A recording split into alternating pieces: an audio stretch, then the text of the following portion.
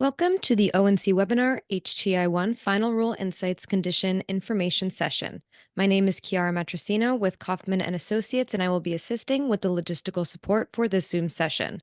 To ask questions, click the Q&A button at the bottom of your screen. Or if you'd like to ask questions verbally at the end of the session, please use the raise hand function under reactions and we will unmute your line.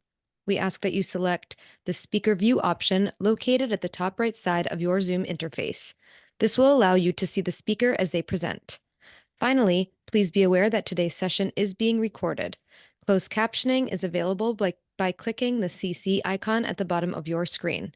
I will now turn it over to Vaishali Patel. Hi, everybody.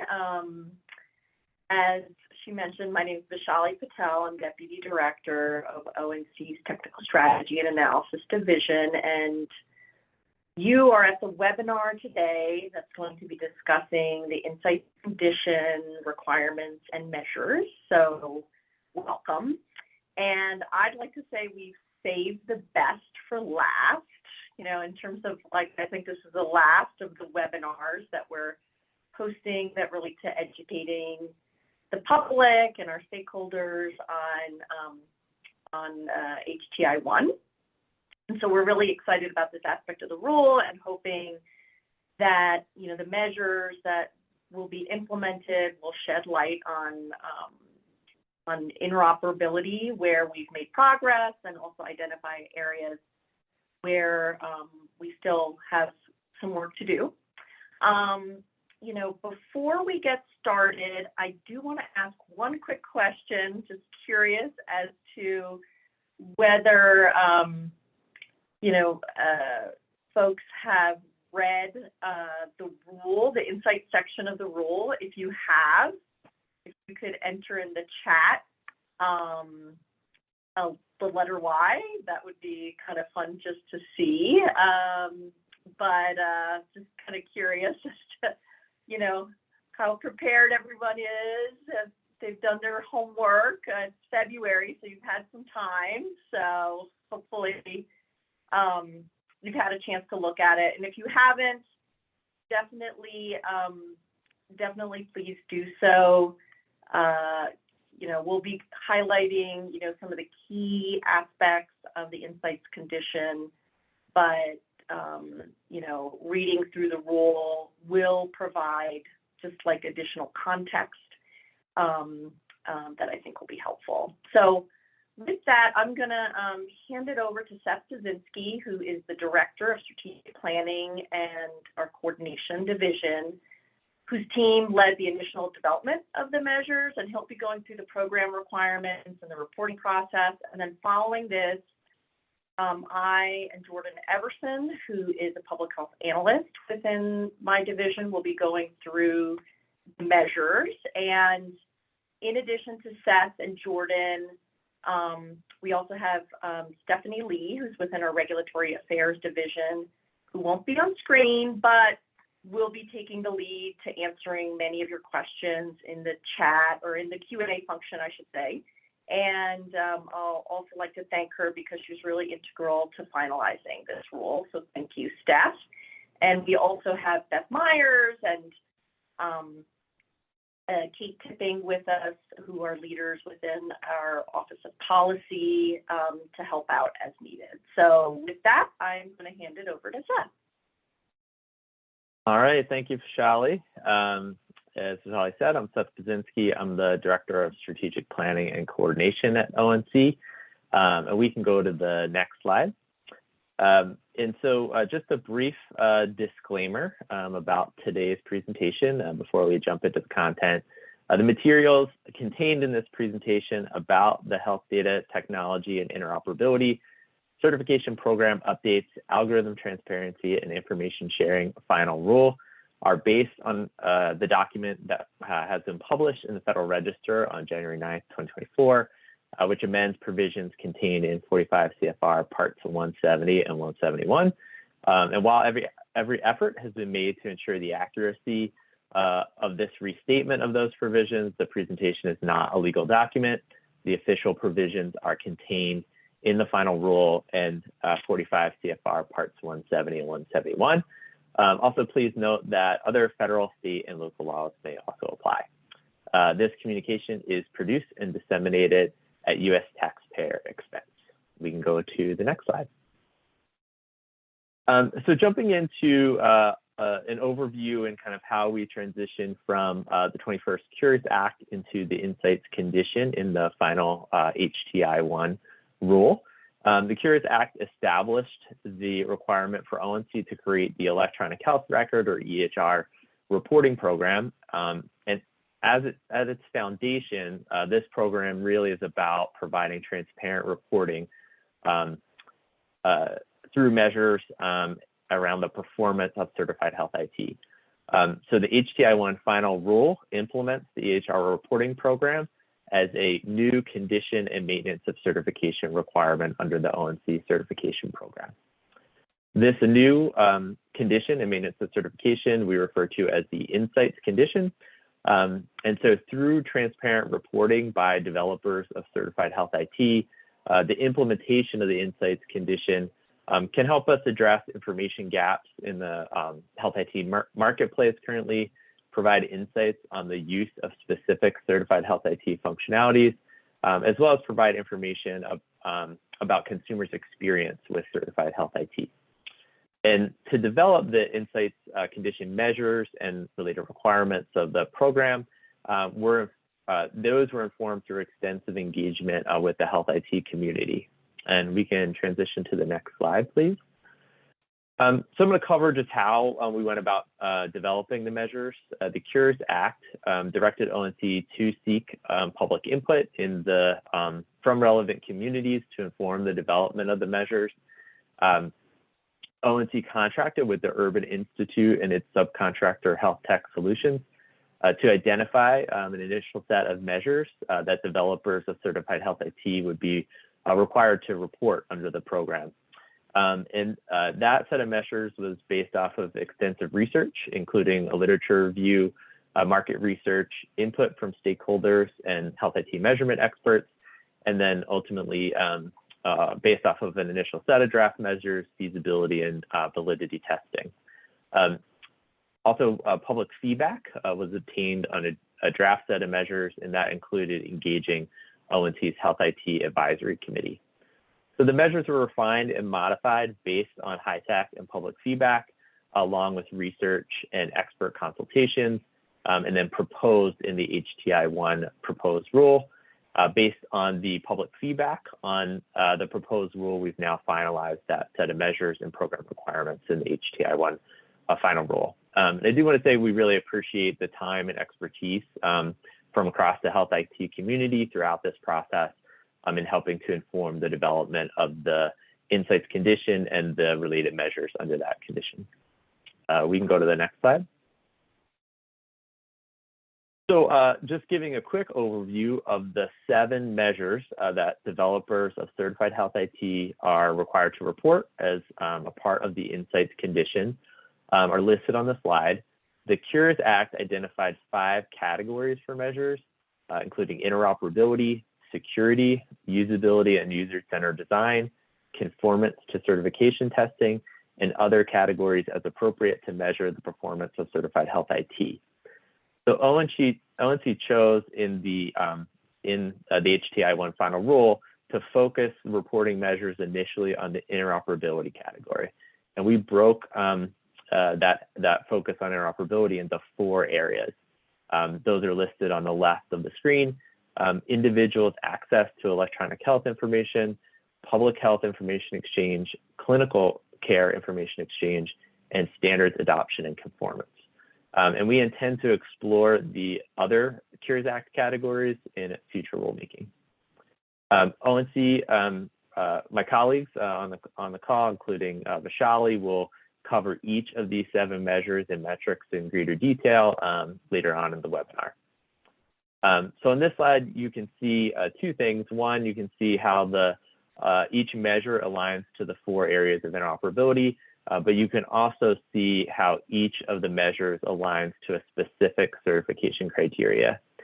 So, and the metrics associated with the measures are are described in measure spec sheets, which are available on the ONC website on healthit.gov.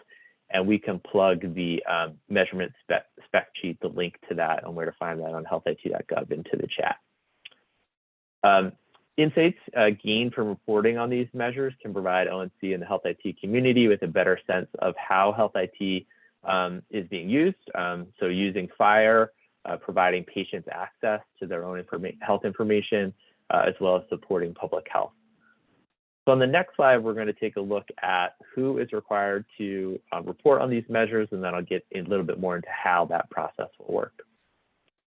So under the Insights condition, developers of certified health IT must submit responses if the developer meets each of the 3 criteria listed here. So they have the developer has at least 50 hospital sites or 500 individual clinician users across the certified health IT, has any health IT certified to the certification criteria specified in each measure. And as I mentioned on the prior slide, so each measure corresponds to 1 or more specific certification criteria, and has any users using the certified health IT associated with that measure. So if a developer of certified health IT does not meet any of these 3 qualifications, then the developer is required to submit a response or attestation to indicate that they do not meet the minimum reporting qualifications for a given measure. If the developer of the certified health IT meets all of these 3 qualifications, then that developer is required to report on the relevant metric.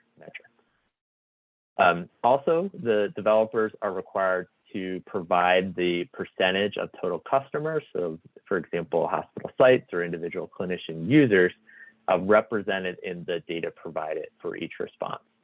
So this provides ONC with a better understanding of the comprehensiveness of the reported data from the developer. And so now that we've covered who is required to report on the measures, we'll transition to the next slide and start to talk about the process and how this is going to work. So developers of certified health IT will submit responses and documentation for the Insights condition measures using a web-based form and method. ONC will provide templates that enable submitting of the data in a standard or a structured electronic format. And for the Insights condition, developers of certified health IT are responsible for reporting a list of metrics, and this applies across all the measures. Developers of certified health IT are not responsible for calculating the derived statistics. So ONC will be responsible for calculating any derived statistics from the reported metrics using various combinations of the metrics. And in the proposed rule, we refer to these as numerators and denominators, and we clarified that in the final rule as a change in terminology, and they'll refer to those as metrics. So in other words, the final rule focuses on listing the metrics that developers of certified health IT would be collecting and reporting on, rather than the derived statistics that ONC will calculate. And developers of certified health IT, in addition to the reporting on the measures, they also need to submit documentation on the data sources and methodology used to generate the submitted data and responses. And responses and required documentation will be made publicly available via ONC's website. A couple of other points to highlight related to the data and responses. Responses will be aggregated and reported by developers at the product level, so across versions, in the format specified for the measure. And the Insights conditions responses may also be used for real-world testing plans and results. So that was one of the things that we did clarify in the final rule. Next, we'll take a look at the frequency of reporting and then the timeline for the measures. So with regards to the frequency of reporting, the implementation of the Insights condition requirement occurs over 3 phases over the course of 3 years. The developers of certified health IT to which the requirements apply are required to report on some of the measures earlier than others. So for each final measure, we included information in the final rule also that provided a rationale for why we were adopting these measures, the final metrics, and some other key information about the topics. So as you can see on the slide, the reporting period is 1 calendar year, And developers of certified health IT have 6 months after that calendar year to collate and submit their responses. And responses will be due annually each July. So this is a repeating annual cycle. You can go to the next slide. So in the next slide, we'll take a look at, from a calendar year standpoint, how this plays out over the course of implementing the insights condition. So this slide just provides some additional detail on that year-by-year rollout of an implementation of the insights condition. So calendar year data collection period will start for the first time in calendar year 2026. And then that year one set of measures will be due to be reported that in July 2027. And then essentially that sets up an annual repeating cycle where from year 1 to year 2 to year 3, we incrementally add measures over the course of those 3 years. So if we go to the next slide, we'll take a look at the specific measures and when they come into play over that years 1, 2, and 3 of the program. So we established the staggered implementation timeline for reporting across the 7 insight condition measures. And so the idea here is we're gradually phasing in more complex aspects of the measures over a longer period of time.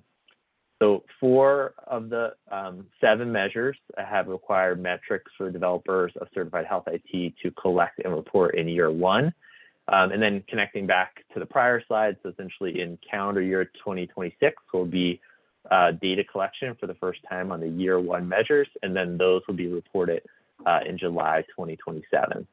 And I do want to highlight that the years listed here in the rule are when data collection begins.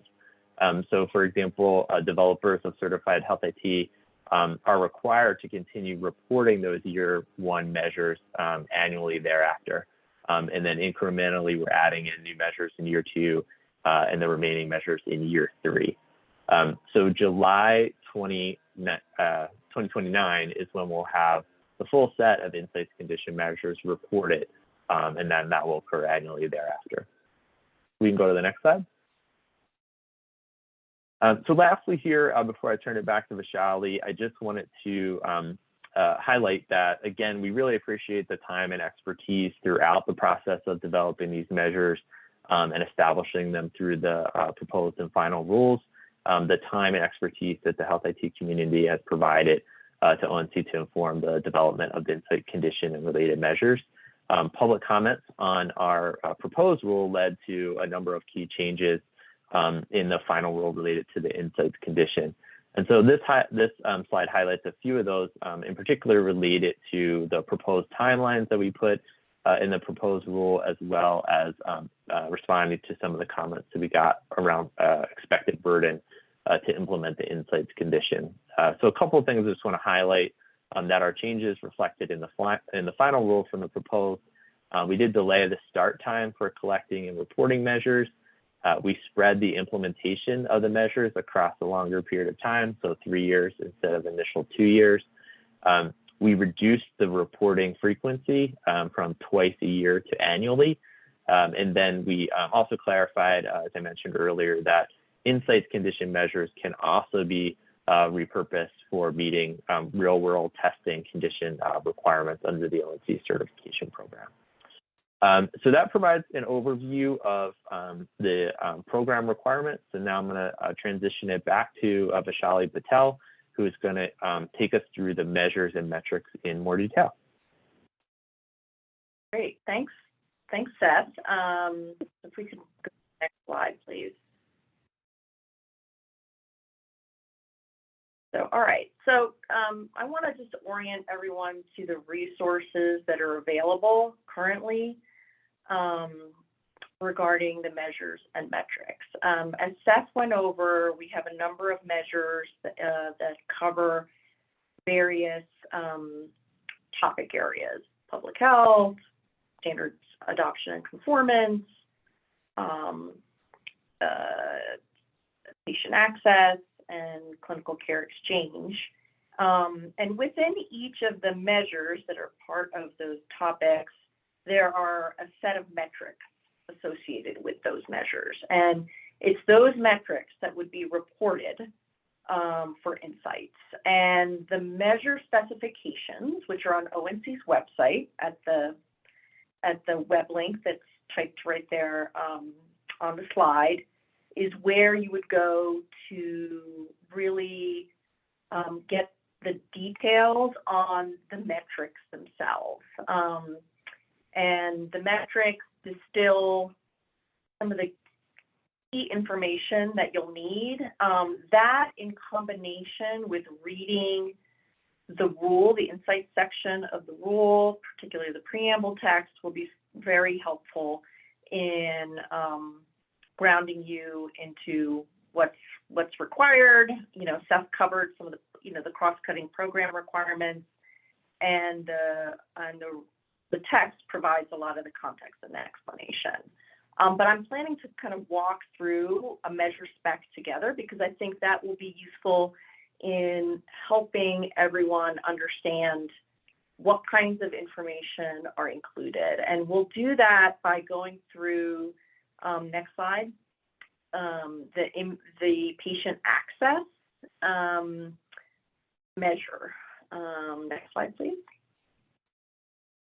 So as you can see here, this is, just a screenshot of the first part of the measure specification.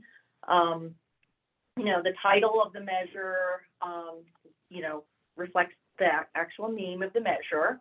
And then under the measure description, we include the regulatory reference, so where it's included in the where the reg text is. So you can go to that.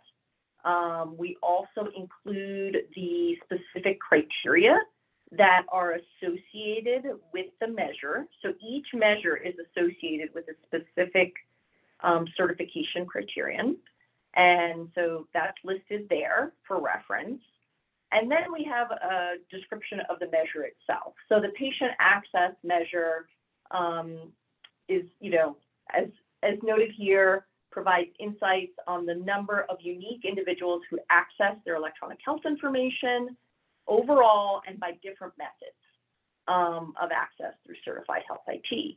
And then listed below that are the metrics themselves and the program year. And the program year refers to the implementation year of the insights condition. So year one, as Seth explained, corresponds to data collection would begin in calendar year 2026, and then that year of data would be reported in July of 2027. So that's what the program year refers to, and the note underneath indicates that. And there are three metrics that are described here that relate to the measure, two of which are reporting on the number of unique individuals who are accessing their electronic health information, either using APIs as enabled through G10 or patient portals as enabled through E1. And then the third measure that we have listed here covers all methods of access that would not only include the ones that relate to E1 and G10, but other methods as well. Next slide, please. So the next section of the measure specification describes any specific definitions that would be useful when trying to operationalize the measure. So in the case of the individual access measure, we're looking at how do we define the term access in the context of an individual accessing their electronic health information through a patient portal. In this case, it would be, okay, a patient logs in with their access credential, and that would help define and help you measure how the number of individuals, unique individuals who are accessing their data through the patient portal. And similarly, we have a definition for how to measure an individual accessing their electronic health information through a standardized API. And that is, as underlined, an individual's authorization as indicated by an access token. So again, just to illustrate here, this is the section that I think is really critical for operationalizing what's described in the metrics. Also, like another example here is like, okay, how do you measure and define a unique individual? What we've tried to clarify here is, based on the comments we received, is that a unique individual must be deduplicated within each instance of certified health IT, but it doesn't have to be deduplicated across instances. So again, I think this section is really critical to look at, because this is how you're going to be able to do your counts, for the metrics, is by applying and operationalizing the definitions that are included here. Next section. All right, the supplemental reporting information describes information that should, meaning that are required to be reported, that Seth already went through, like, the required documentation, a bit of the timing of things. And there are also things that could be reported that are optional. And that could be just supplemental information that, helps explain some of the results you got. Maybe there was an issue that a developer has experienced related to reporting the measure. And so that could be included there, just contextual information. It's an opportunity for developers to, just explain some of their results. And in some cases, we do have suggestions on what to include in the optional. In this case, it's fairly boilerplate generic, but in some cases, we have some specific suggestions. In the implementation information section, that provides just additional context, which may be helpful in operationalizing the measure, or it also provides some clarification. And then the exclusion section is, where we say, like, what's included, what's excluded. In the case of patient access measure, we don't have any additional exclusions other than, okay, if a product is not certified to the 2 criterion to which this measure is linked to, then they don't have to report. But in some cases, we might have some additional guidance to offer there. So I would encourage you all to read the measure specification carefully. And if you have any questions after reading the measure specification and also consulting the preamble text of the rule, definitely please reach out to us using ONC's feedback portal. Next slide, please. Okay, great. So now I'm going to be handing it off to my colleague, Jordan Everson, to discuss the clinical care information exchange measures. Hi, everyone. Good to be here. I'm Jordan Everson, and we'll be giving somewhat of a deeper dive into this area because it is one of the measurement topic areas that has several metrics underneath it. Next slide, please.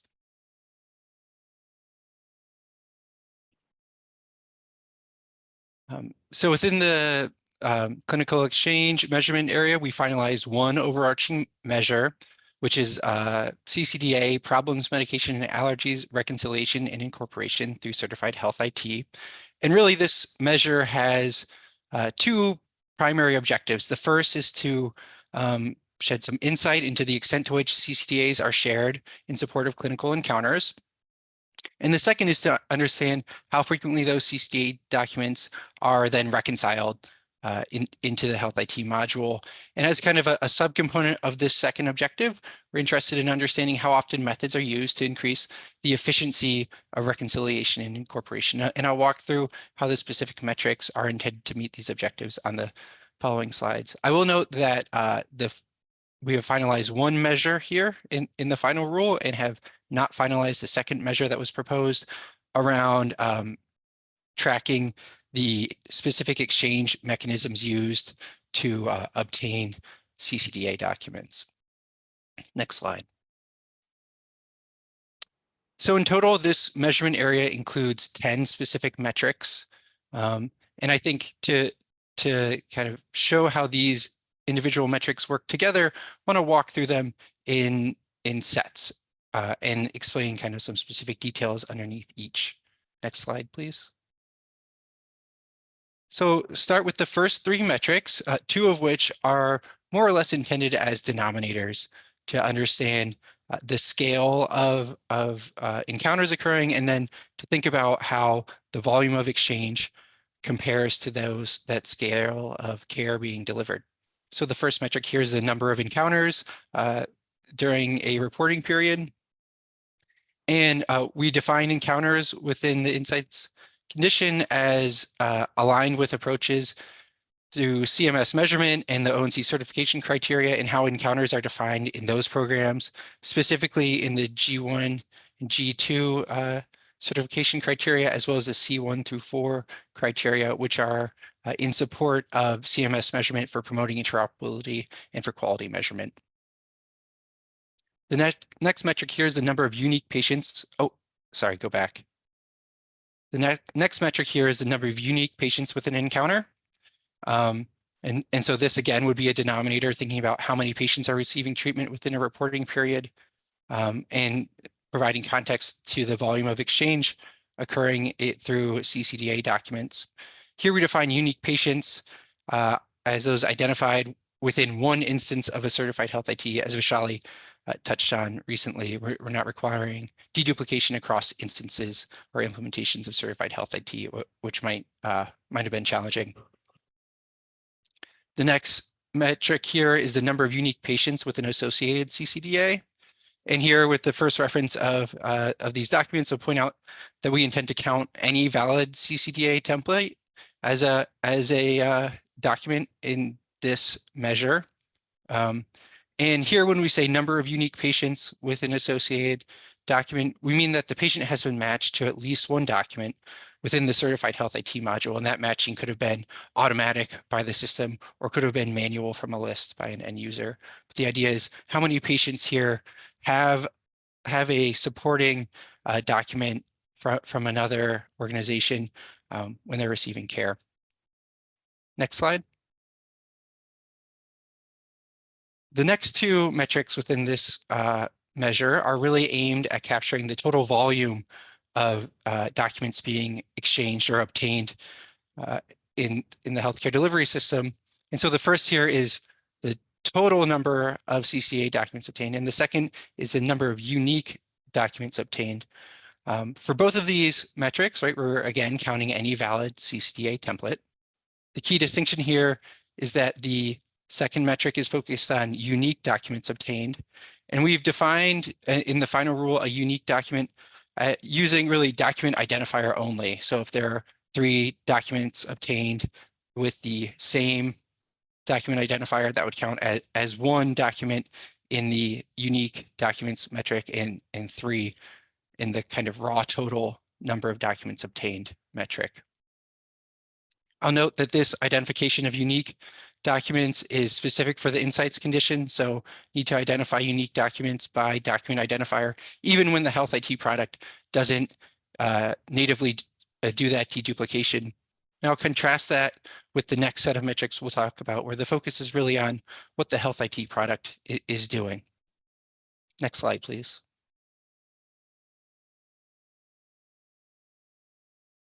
So I want to take the next 5 metrics together because they kind of work together and have a logical flow to them that I think will be easiest if we diagram them kind of holistically.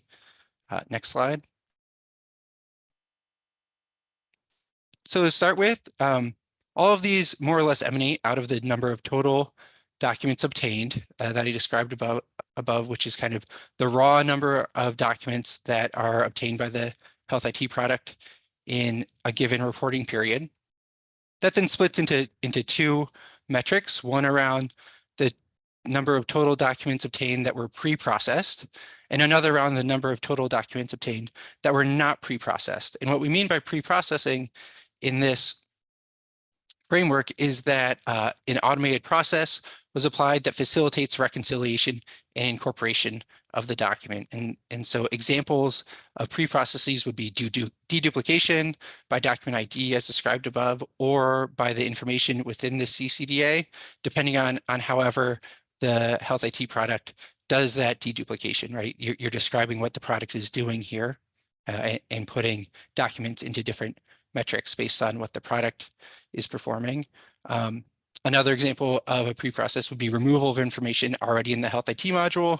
And another would be aggregating information across documents, perhaps into bundles to make it easier to review information. And the focus on these pre-processes are really about processes that make it easier for someone to then reconcile and incorporate information into the health IT module.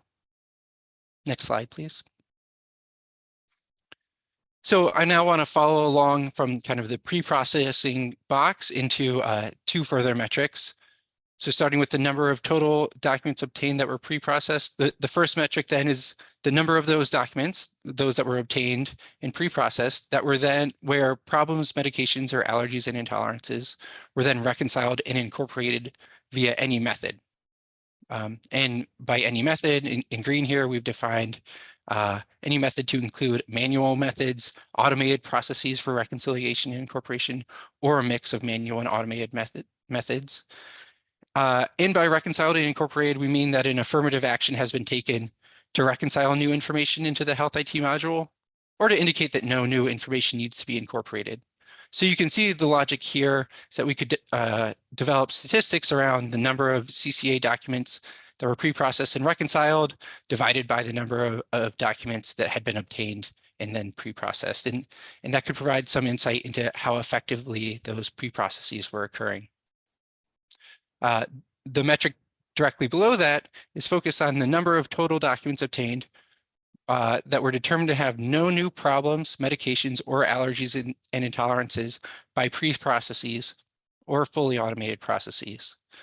So by determining that the document has no new problems, medications, or allergies and intolerances, we mean that any pre-process or fully automated process was applied that determined that the CCA contains no new problems, no new medications, and no new allergies and intolerances, essentially that it's filtering out this document.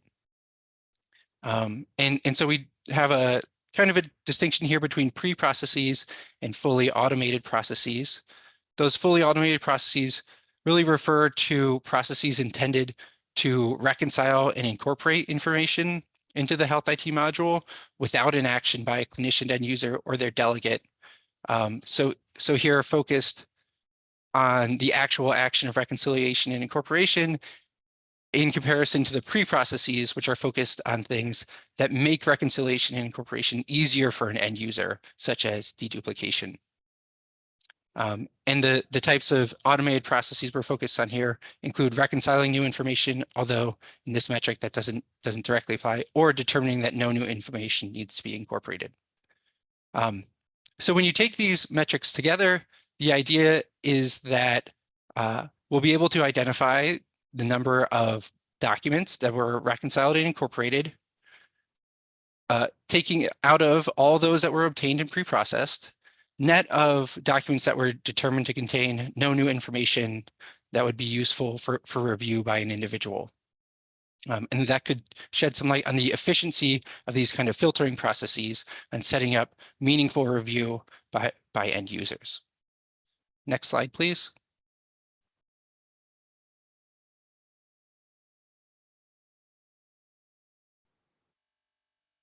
The last piece I want to track here is emanating from the number of CCDAs that were not pre-processed. And we've drawn a dotted line there from those that were determined by fully automated processes to contain no new problems, medications, or allergies and intolerances. And what we mean here by the dotted line is that we think that it's feasible that some documents may be determined to have no new information by these fully automated processes, despite not going through specific pre-processing steps, but we think that it will be rare. And so have provided a dotted line here that we want to make sure these are counted, but that we our understanding from kind of a landscape is that this isn't a common configuration. And then the bottom metric here is the number of total documents obtained that were not pre-processed and then were subsequently reconciled and incorporated via any method. And again, this is intended to facilitate production of a ratio of how often documents were reconciled and incorporated that were not pre-processed over all those that were not pre-processed, or relative, thinking about earlier slides, to the total number of encounters. So there are several statistics and configurations that could be developed based on this set of metrics. So that represents the 10 metrics intended for the clinical information exchange measurement area. I know there's some complexity here, and as Vishali has said, reference to the measurement specifications and the preamble can be clarifying. We're happy to take questions via portals as well. Next slide, please. With that, I'll hand it back to Vishali to talk through the next measure topic area. Okay, great. Thanks, Jordan. Really appreciate it. Next slide, please. So there are three measures that together within the standards adoption and conformance domain that provide insights into the app ecosystem and the use of FHIR to support the movement of data from certified EHRs to support a variety of use cases. So the application supported through Certified Health IT is a measure that captures information about apps that are connected to Certified Health IT products and helps us better understand what apps are connected to Certified Health IT and what are their features, who are their users, just some basic information about apps that are connected to Certified Health IT. The second measure, the use of FHIR in apps through Certified Health IT, captures the volume and types of FHIR resources transferred to apps from Certified Health IT relative to the number of active certified API technology deployments. So basically, it measures, how FHIR is being used to support the transfer of data from Certified Health IT to apps. And then the third measure that we have is focused on the use of FHIR for bulk data access through Certified Health IT. And that measure captures the number of bulk data downloads completed through Certified Health IT relative to the total number of Certified Health IT deployments or installations.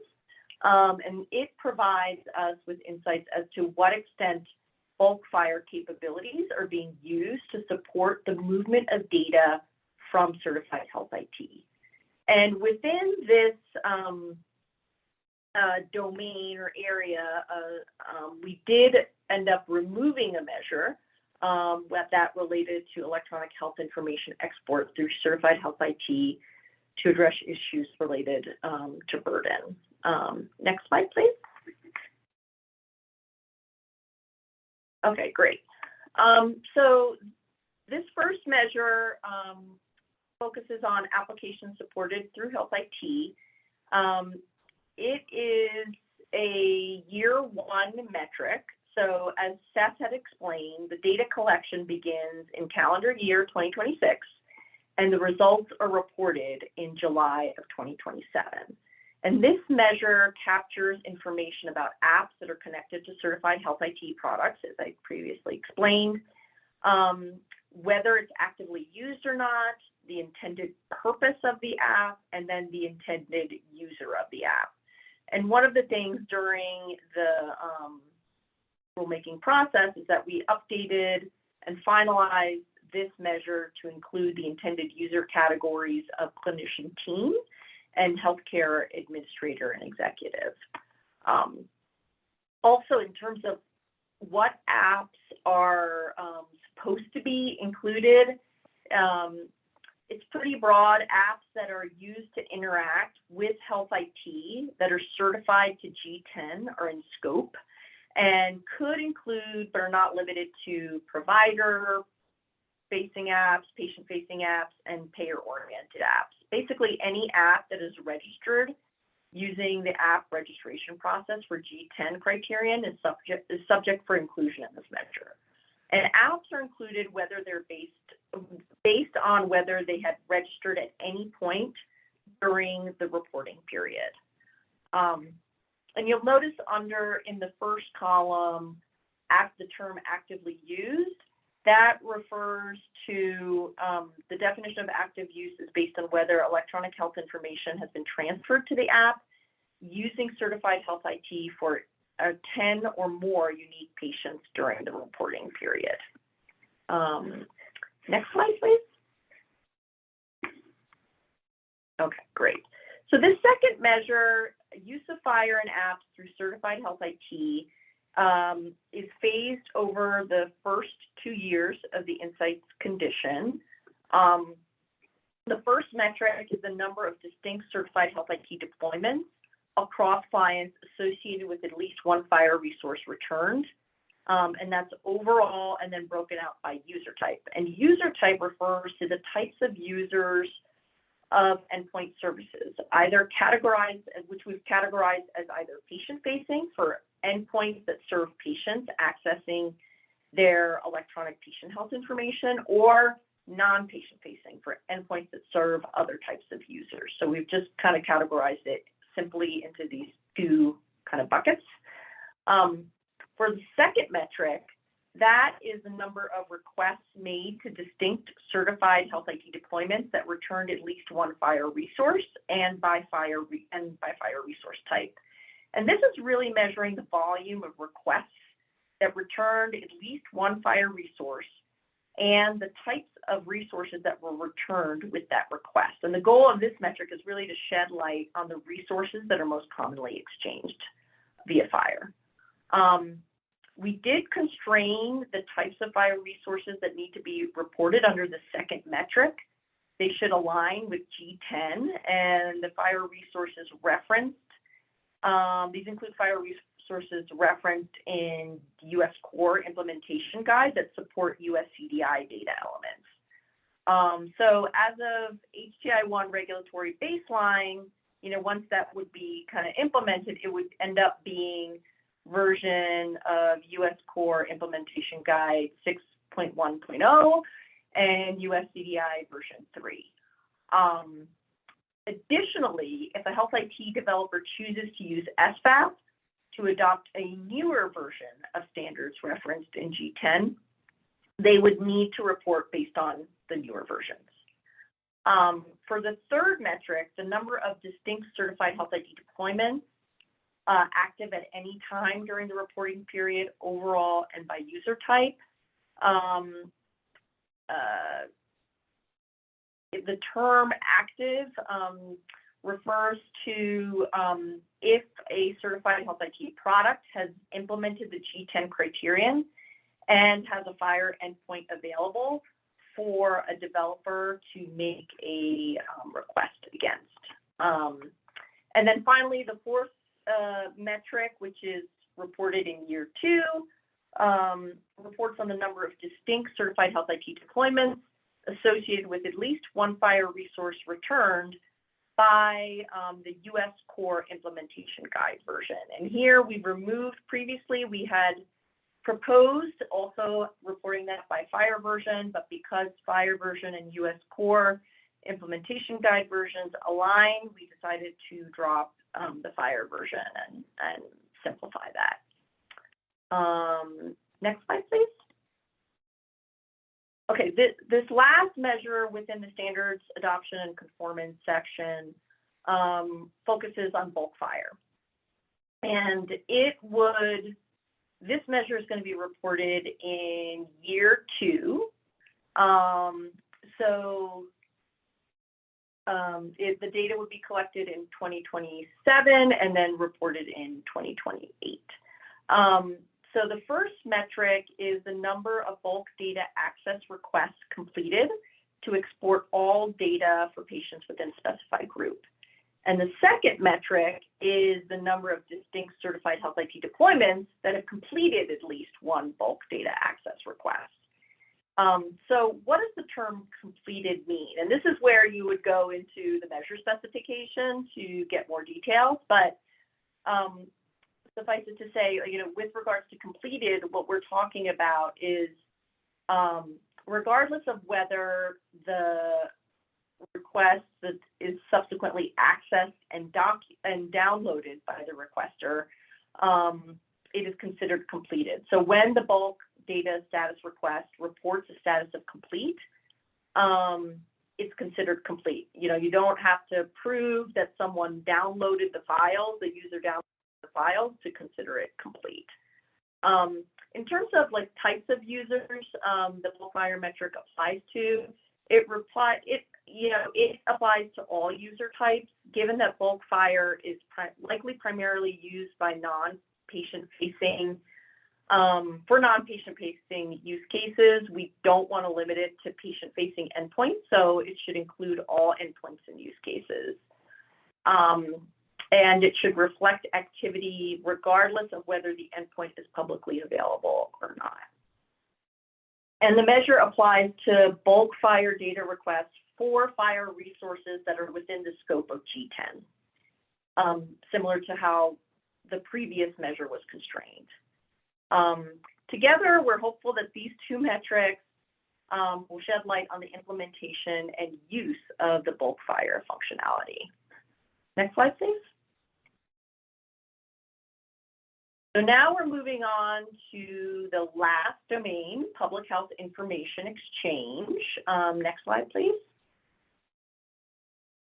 So the public health measures really focus on the exchange of immunization data. There are two aspects of exchange that we focus on. First is looking at immunization administrations that are electronically submitted to the IIS through certified health IT. Which will provide insights and help us answer the question, to what extent are immunization administrations successfully submitted to an IIS using certified health IT? It provides insights into the use of certified health IT to electronically send immunization data to IISs. And then the other aspect of exchange that we're focused on measuring relates to querying. So immunization history and forecasts through certified health IT measure helps us answer the question, to what extent do immunization queries that are sent to IISs result in a successful response?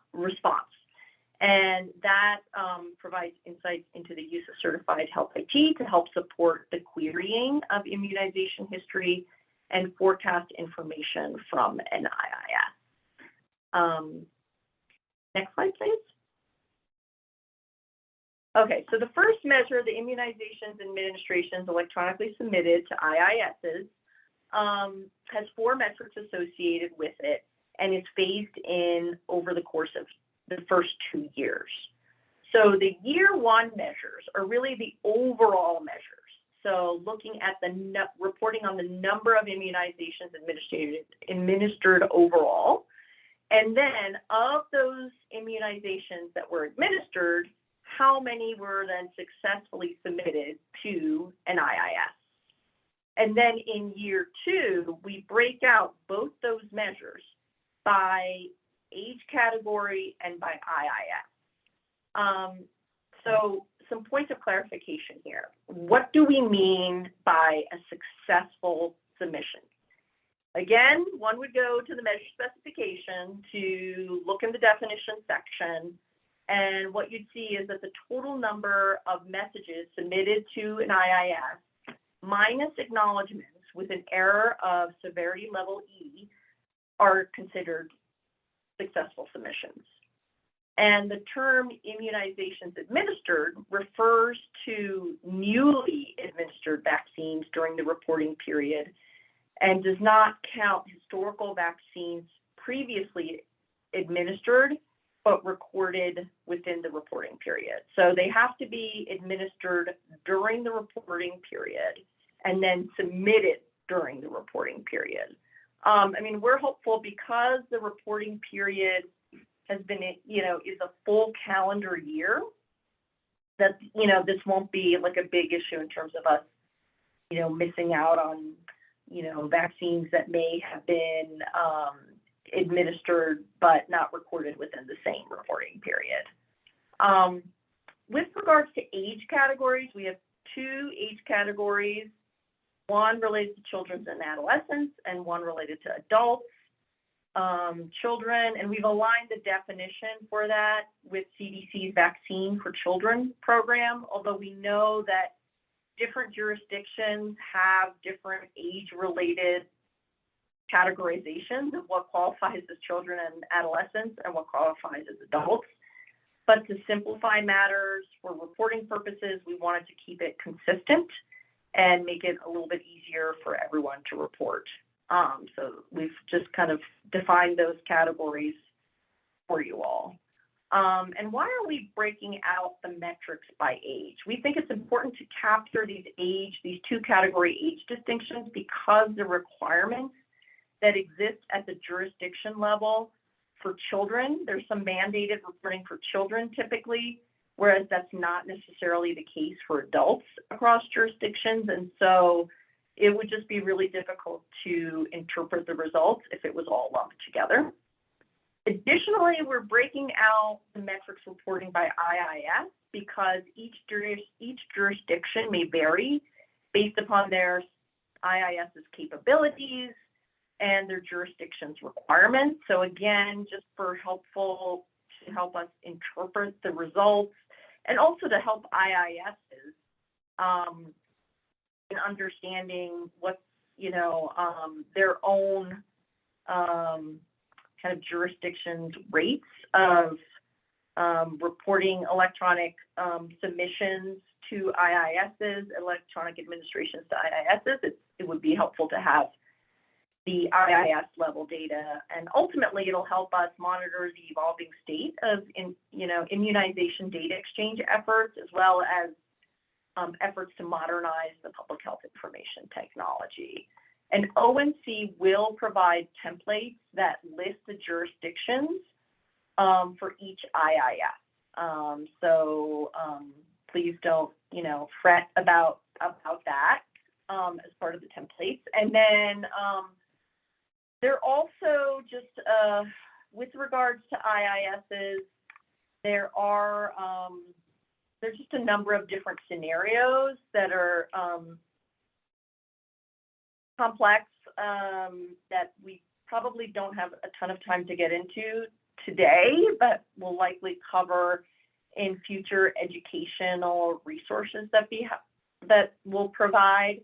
But like an example might be, how to count a vaccine that's administered during the reporting period, but submitted outside of the reporting period. The answer to that particular one is like you'd exclude it, but there are other different kinds of scenarios, and we outline those scenarios in the text of the preamble. So encourage you all to read through that, to take a look at some of the scenarios that we outlined and provide guidance on those. But again, in future educational resources, we'll be sure to include those scenarios. And then let's see, let's go to the next slide. All right, so this is the last measure that we'll be discussing today. This is the immunization history and forecast measure. This is phased in years 2 and 3 of Insights. So for the year 2 metrics, that means that the results will be reported in July of 2027. And then for year 3 metrics, it would be reported a year later in July of 2028. And similar to the immunization administration measures, this measure starts with overall metrics and then breaks it out by IIS in the subsequent year. So in year 2, the metrics focus on reporting on the number of immunization queries that are sent to the IIS, and of the queries that were sent, how many responses were successfully received from the IIS. And there are 2 key terms here. Queries sent. That is measured by counting the total number of messages sent to the IIS minus acknowledgments with an error of severity level E1. And then a successful response is measured by counting the total number of messages received from an IIS that return a complete immunization history, an evaluated history, or an evaluated forecast. So returning to the metrics, in year 3, the 2 metrics are reported by IIS or jurisdiction. And as with the first public health measure that I described, ONC will provide a template to list the jurisdictions for each IIS to report. Unlike the Immunization Administration's measure, we don't require any reporting by each category. And that's because to date, there aren't any mandates or requirements at the jurisdiction level that relate to querying that vary by age. So there's not any separate requirements for adults versus children. So we ended up dropping that metric or calling for, reporting by age. Also just want to note that health IT developers are not required to separately report on metrics for forecast and history. It's just together. The measure should count queries and response messages so that the queries for history alone, forecast alone, or history and forecast together are included as one. Next slide, please. All right. So as Seth noted, we really appreciate all your feedback on the measures that we received and really tried to address the core concerns that were expressed.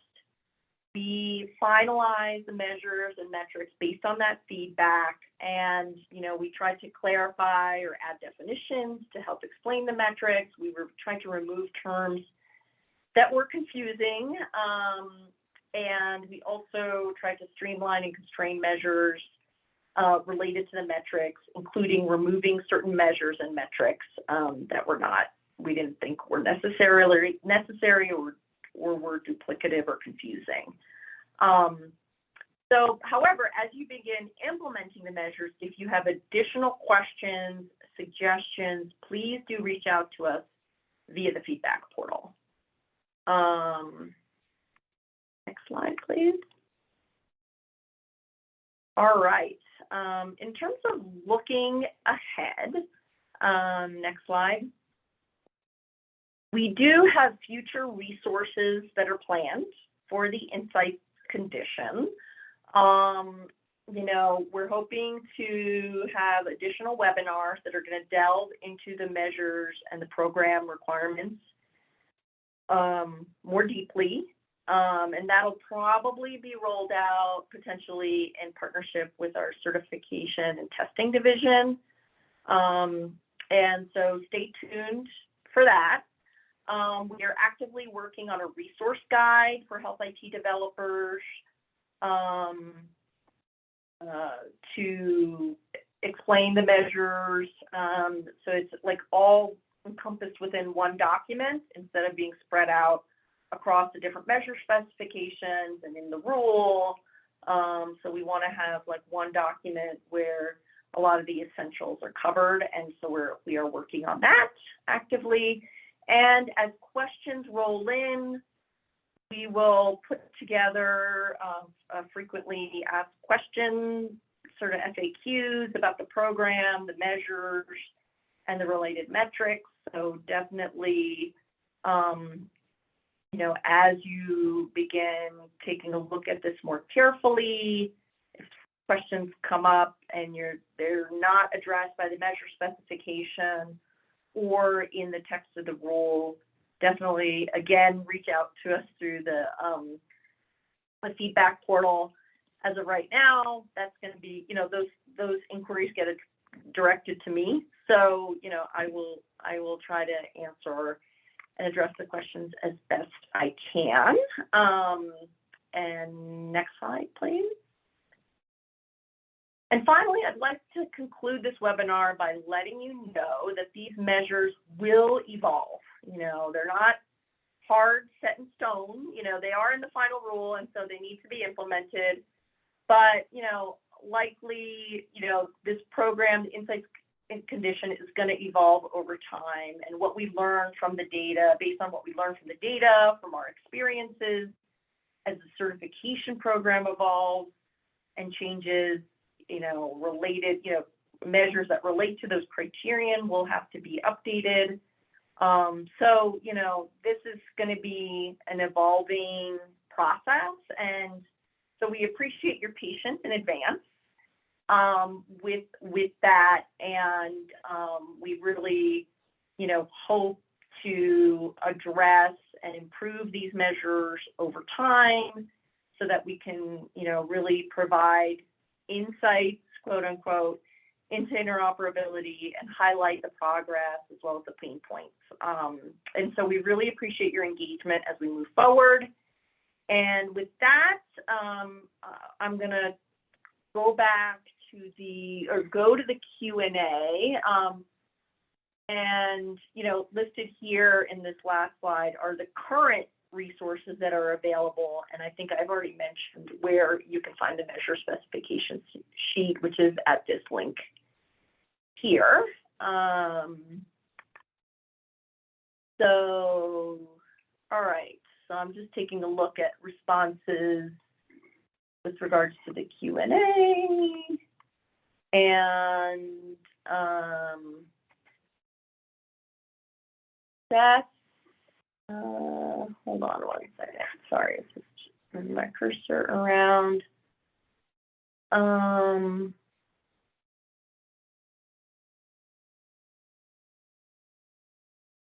Seth, did you want to address the Cures Act as the origin for the Insights Condition? I can call on you to. Yeah, I just wanted to highlight a couple of. Yeah. Go ahead. Yeah, sorry. Yeah, just wanted to highlight a couple of points there, which ties back to the first slide that we presented at the beginning of the webinar.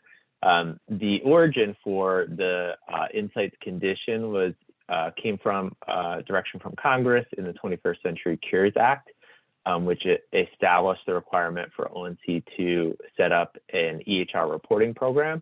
Our implementation of that requirement is implemented through the Insights Condition in the HTI-1 final rule. So this is being responsive to Congress, and the purpose for this program again is around transparent reporting. So to address information gaps in the health IT marketplace around the specific uses of certification or certified health IT functionalities, as well as to provide information about consumers' experience with certified health IT. So again, the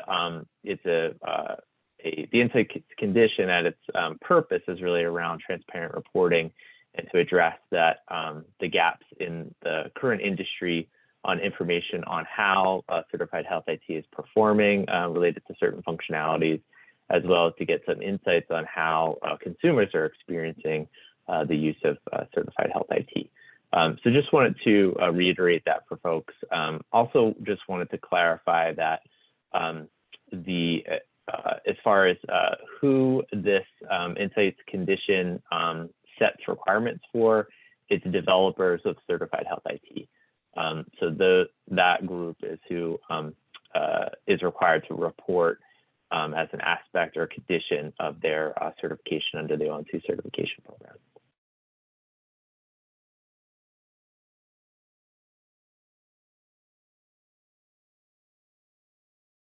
Good. Unmuted myself. Thanks, Seth. So another question is, let's see here, that I can just answer verbally is which is related to the intended purpose of the application, which I think is in reference to the API measure on which apps are connected to certified health IT. So this question really says, intended purpose of application. Implementations use HL7 version 3, purpose of use values to indicate the purpose of the use of the app. We have to use the list provided as the intended purpose of applications, or can we provide the HL7 v3 values as long as the concepts align with the provided list? So I guess my, my answer to that is that I would like to take a look at, this list, that the HL7 v3 values, to make my own assessment as to how they line up and conceptually, if they line up. I think in principle, if they line up, I think that's great. But I don't want to say yes right now to that. Maybe that's something, I think that's something that we can circle back on as an FAQ. So I really appreciate you pointing that out. If it does line up nicely, that could be, a great way to report on this and help, help streamline things. So appreciate the question. And that's something that we can definitely get back to you as part of an FAQ. So thanks for the question.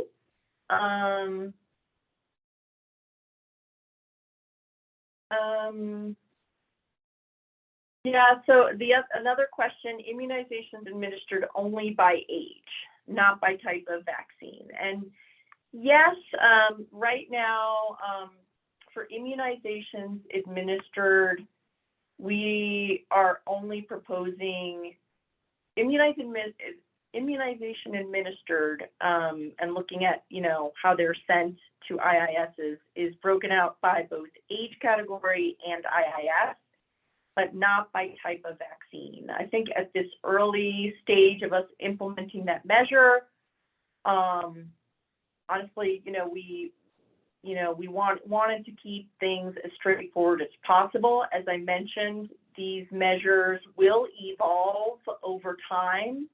And so that is something that we could look at for the future. But as of right now, we're focused on things that are a bit simpler to break out by and, important for us to assess and help interpret the results. So that's why we decided to start off with age and IIS.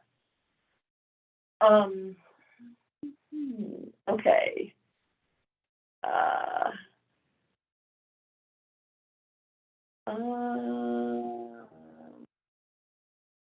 Some of these. Okay, so here's another one that I think, if an app is defined as actively used, if electronic health information is transferred to the app using certified health IT. So again, this is in reference to this question, which is the second from the bottom, is in reference to the apps that are connected to certified health IT and the definition for actively used. And the question is to this, so even if an app was used just one time the whole year, it is said to be active. Well, it has to be used at least, so it has to be used by 10 or more individuals during the reporting period. And it could be used multiple times by those 10 or more individuals, or it could be used once by those unique individuals. Now, I'll just say for context, setting up the definition for active use was not easy. There's very limited data available on usage. And so we wanted to keep it fairly broad and simple to start. And as more information becomes available, again, we can fine tune going forward, but this is just a place to start.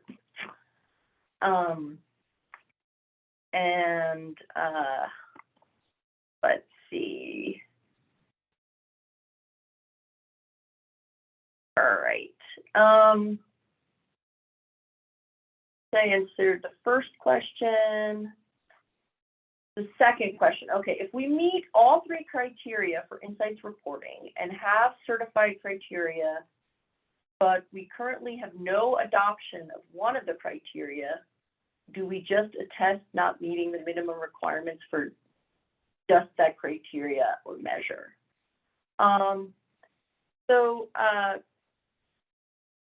We could pull up the slide. I think it might be the fourth or fifth slide that has the criteria listed. Seth, if you remember which one it is, maybe, I think it's one maybe before this. If we go back, no, actually maybe forward too. Sorry. Yeah, here. Okay. All right. So I think what this person is asking is if you, for a specific criterion, if you do not meet all the 3 points that are, you know, all the 3 requirements here, so meaning you either don't have 50, if you're an inpatient, if you have a product that's used in inpatient settings and you don't have 50 hospital users, hospitals using your system, or you don't have any users of certified health IT associated with that particular measure, you would still be required to attest because you're certified to that criterion. If you're certified to the criterion, you still have to attest, but you would attest and say, hey, I don't meet the criteria for reporting. So I think that's come up a couple of times. So I think that's a good question just for us to clarify. And I think we are close to time, or after time. So I think we're going to wrap up here.